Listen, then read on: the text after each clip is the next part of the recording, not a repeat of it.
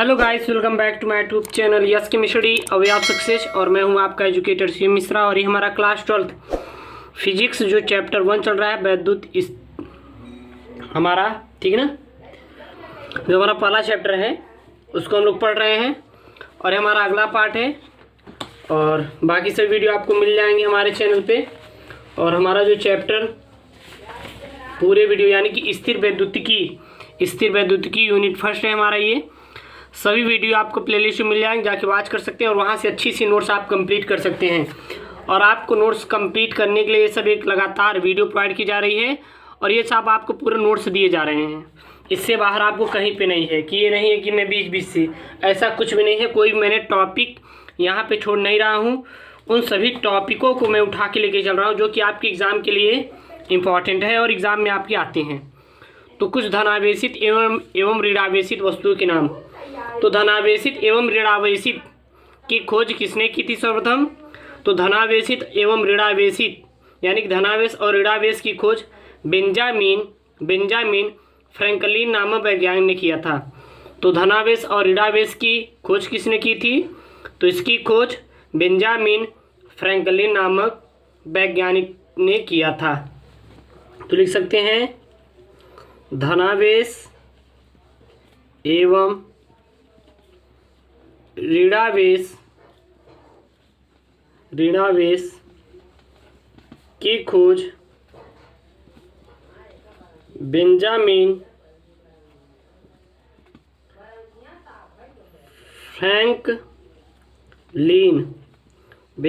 Franklin नामक वैज्ञानिक ने किया था। तो धनावेश एवं ऋणावेश की खोज किसने की थी?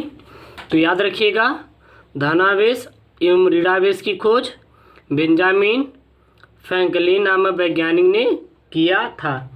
और धनावेशित और ऋणावेशित वस्तुएं, तो देख लेते हैं धनावेशित और ऋणावेशित वस्तुएं कौन कौन सी होती हैं।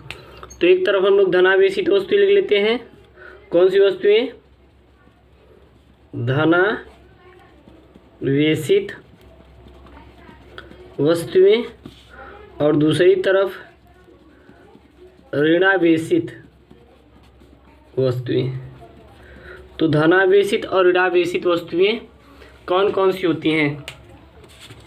तो धनावेशित और ऋणावेशित वस्तुएं निम्नलिखित होती हैं।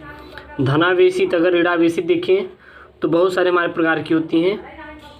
कौन कौन सी प्रकार की होती हैं चलिए देख लेते हैं। जो धनावेशित वस्तुएं में पहला आता है वो आता है ऊन। ऊन हमारा क्या होता है? धनावेशित वस्तु होती है। दूसरी क्या आती है? वो आती है फन, यानी कि आप कह सकते हैं कांच की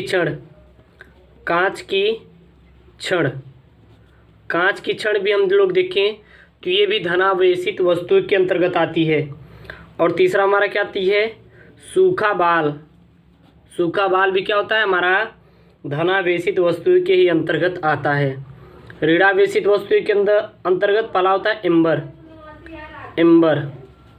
एम्बर हमारा किसके अंतर्गत आता है? ऋणावेशित वस्तु के अंतर्गत आता है।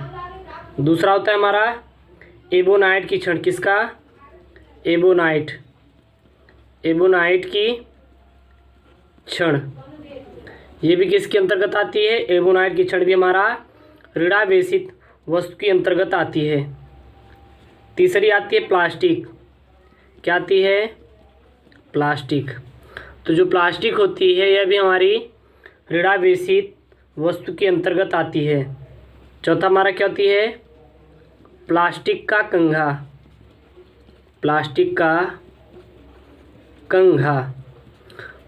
कंघा भी देखें तो ये हमारी क्या होती है? ऋणावेशित वस्तु होती है। पांचवी हमारी क्या होती है? रबर भी हमारी क्या होती है? ऋणावेशित वस्तु ही आती है। छठवां क्या होता है? रेशम का कपड़ा। किसका? रेशम का कपड़ा भी क्या होती है? हमारी ऋणावेशित वस्तु ही होती है। सातवीं क्या आती है? होती है बिल्ली की खाल। किसकी? बिल्ली की खाल। बिल्ली की खाल भी देखें तो ये भी हमारी क्या होती है, यह भी हमारी ऋणावेशित वस्तु की अंतर्गत ही आती है। ठीक है ना। अब हमारा जो होता है वो आता है आवेश प्रवाह की दृष्टि से चालक। क्या आता है हमारा हेडिंग, वो आता है आवेश प्रवाह की दृष्टि से चालक। आवेश प्रवाह की दृष्टि से चालक। तो आवेश प्रवाह की दृष्टि से चालक हमारा क्या होता है, यानी पदार्थ क्या होते हैं। तो आवेश प्रवाह की दृष्टि से चालक देखें, पदार्थ देखें, तो ये हमारे निम्नलिखित दो प्रकार के होते हैं। तो चालक दृष्टि से अगर हम लोग पदार्थ देखें तो कितने प्रकार के होते हैं, दो प्रकार के होता है। पहला हमारा होता है चालक, दूसरा क्या होता है अचालक या फिर कुचालक। पहला क्या होता है चालक और दूसरा हमारा क्या होता है अचालक होता है। तो सर्वप्रथम हम लोग जानते हैं कि चालक हमारा क्या होता है। चालक क्या होता है, जिन पदार्थों में विद्युत धारा का प्रवाह आसानी से हो जाता है, जिन पदार्थों में विद्युत धारा का प्रवाह आसानी से हो जाता है उसे चालक कहते हैं। जैसे Fe, Ag, Cu आदि। चालकों में सबसे अच्छा चालक हमारा Ag होता है। ठीक है ना। तो क्या लिखेंगे, जिन पदार्थों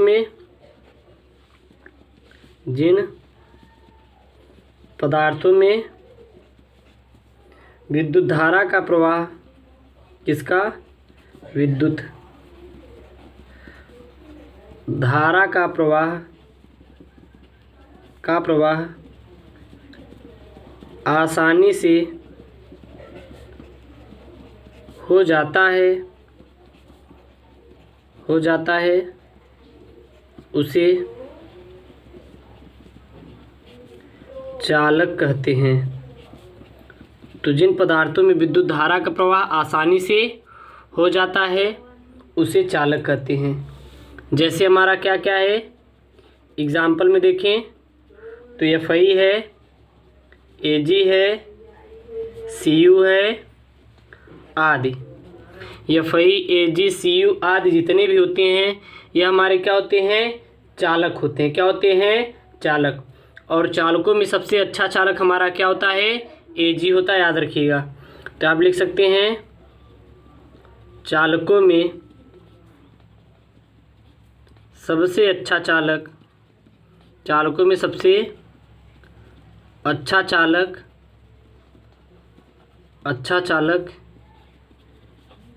Ag होता है। चालकों में सबसे अच्छा चालक कौन सा होता है, अगर आपको पूछा जाए तो याद रखिएगा चालकों में सबसे अच्छा जो चालक होता है वो हमारा Ag होता है। ठीक है ना। अब हमारा आता है दूसरा अचालक या फिर कुचालक। क्या आता है, अचालक या कुचालक। अचालक या कुचालक क्या होता है, तो वे पदार्थ जिनमें विद्युत धारा का प्रवाह आसानी से नहीं होता उसे अचालक कहते हैं। वे पदार्थ जिसमें विद्युत धारा का प्रवाह आसानी से नहीं होता है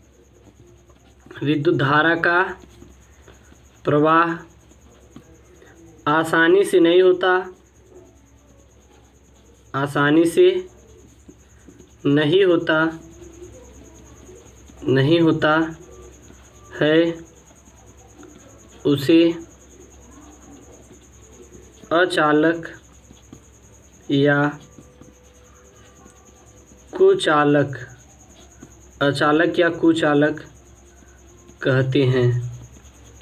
तो वे पदार्थ जिसमें विद्युत धारा का प्रवाह आसानी से नहीं होता है उसे क्या कहते हैं, उसे अचालक या फिर हम लोग क्या कहते हैं, कुचालक के नाम से जानते हैं। तो आवेश प्रवाह की दृष्टि से चालक कितने प्रकार के, दो प्रकार के, चालक और अचालक। ठीक है ना। अब हमारा जो आता है वो आता है आपका वैद्युत क्षेत्र। क्या आता है हमारा, आता है वैद्युत क्षेत्र। वैद्युत क्षेत्र। ये हमारा वैद्युत क्षेत्र क्या होता है? तो किसी कण आवेश के चारों ओर का वह क्षेत्र जिसमें कोई स्थित दूसरा कण आकर्षण या प्रतिकर्षण का अनुभव करता है उसे हम विद्युत क्षेत्र कहते हैं। कोई बोले कि विद्युत क्षेत्र क्या होता है तो सीधा बताना है किसी आवेश के चारों ओर का वह क्षेत्र, किसी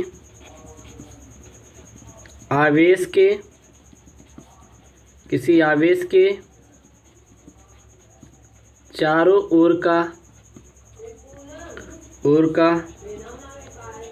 वह क्षेत्र जिसमें कोई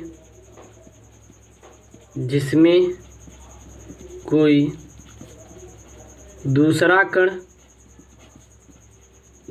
कण आकर्षण, किसका आकर्षण तथा प्रतिकर्षण, आकर्षण तथा प्रतिकर्षण बल का अनुभव करता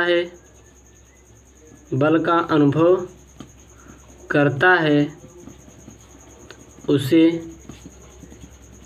वैद्युत क्षेत्र कहते हैं।